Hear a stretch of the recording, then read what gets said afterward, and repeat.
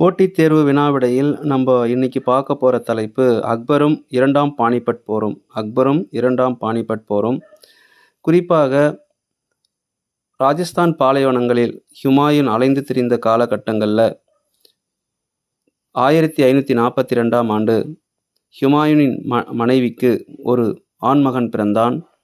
அவரே ஜலாலுதீன் என்று அறியப்பட்ட அக்பர் ஆவார். ஜலாலுதீன் என்று அறியப்பட்ட அக்பர் ஆவார். இவர் குறிப்பாக தன்னுடைய 14வது வயதில், அதாவது 1556 தன்னுடைய ஆட்சி பயணியை தொடங்கினார். 14வது வயதில் இவர் பொறுப்பேற்றதால் அவர் சிறு வயதினராக இருந்த காரணத்தினால் அவருக்கு பாதுகாவலராக பைரம் கான் நியமிக்கப்பட்டார். அக்பரின் பாதுகாவலராக பைரம் கான் நியமிக்கப்பட்டார்.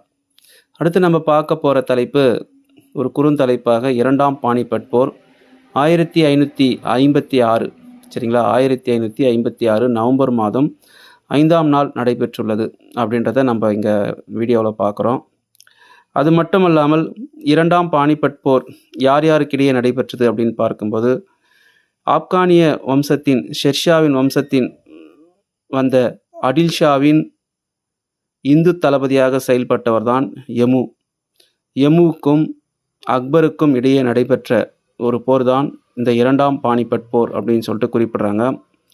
இந்த இரண்டாம் பானிபட் போரில் குறிப்பாக எந்த ஒரு எதிர்ப்பும் இல்லாமல் யமு முதலில் குவாலியரை கைப்பற்றுகிறார். பிறகு ஆக்ராவையும் தில்லியையும் கைப்பற்றுகிறார். வெற்றி யமுவின் பக்கம் சென்றாலும் கூட திடீரென்று யமுவின் கண்ணில் ஒரு அம்பு பாய்ந்தது. எனவே அவர் மயக்கமுற்று கீழே விழுகிறார். அப்படி வீழும் தருவாயில் தலைமையில்லாத ஆப்கானிய படை போர்க்களத்தை விட்டு ஓடத் தொடங்கியது. எனவே அக்பர் எளிதாக யமுவை தோற்கடித்து யமு கைது செய்யப்பட்டு கொல்லப்படுறார். இந்த இரண்டாவது பானிபட் போரில் அக்பர் எளிதாக வெற்றி பெற்று மீண்டும் தில்லி மற்றும் ஆக்ராவின் அரசராக பொறுப்பேற்றார். இதைத் தொடர்ந்து 1556ஆம் ஆண்டு மீண்டும் முகலாய பேரரசு நிறுவப்பட்டது. அக்பர் தொடர்ந்து 1556 முதல் 1605 வரை ஆட்சி புரிந்துள்ளார் என்பதை நம்ம இங்கே பார்க்குறோம்.